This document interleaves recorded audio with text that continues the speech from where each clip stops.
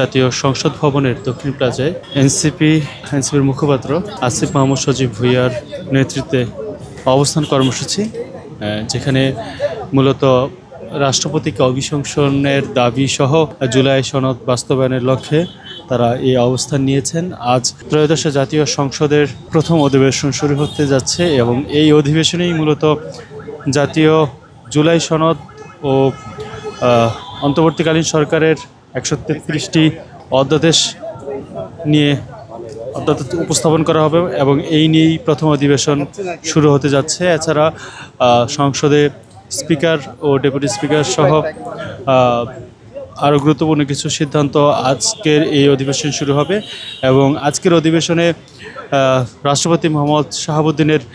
ভাষণের কথা রয়েছেন এবং এই ভাষণকে কেন্দ্র করেই মূলত এনসিপি ও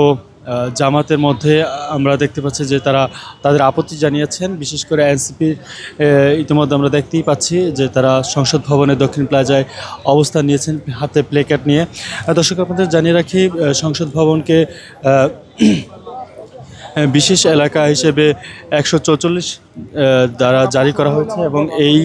144 দ্বারা জারি করার কারণে সংসদ ভবন এলাকায় কোনো ধরনের সভা সমাবেশ মিছিল মিটিং সম্পূর্ণ নিষিদ্ধ করা হয়েছে বা নিষেধ করা হয়েছে, যার ফলে আমরা দেখতে পাচ্ছি যে এই 144 ধারা জারি করা এলাকাতেও এনসিপির মুখপাত্র আসিফ মাহমুদ সজীব ভুঁইয়ার নেতৃত্বে যে অবস্থান কর্মসূচি সেটি আসলে একটি সংসদের যে অধিবেশন সেই অধিবেশনকে একটি উত্তপ্ত পরিস্থিতি সৃষ্টি করার একটি প্রক্রিয়া বা আমরা দেখতে পাচ্ছি যে এখানে এই সংসদ অধিবেশন চলাকালে এখানের অবস্থান কর্মসূচির ফলে যে আইনি নিয়ম 144 দ্বারা সেই নিয়ম অনুযায়ী তাদেরকে এখান থেকে হয়তো পুলিশ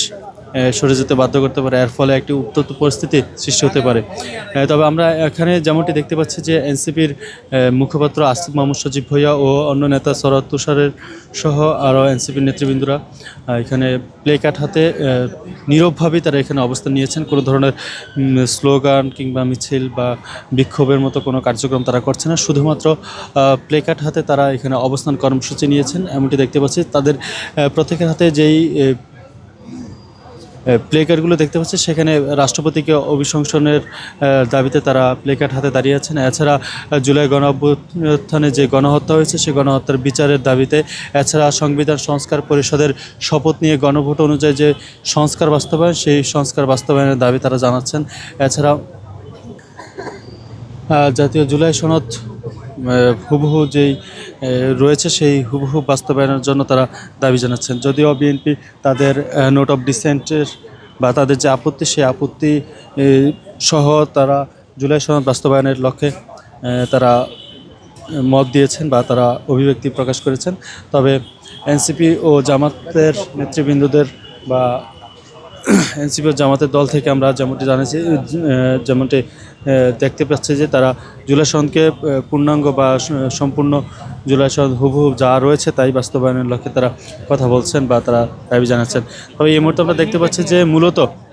রাষ্ট্রপতির যে ভাষণ সেই ভাষণকে কেন্দ্র করেই তারা আসলে এইখানে যেই তাদের আপত্তি সেই আপত্তি যে জানাচ্ছেন এবং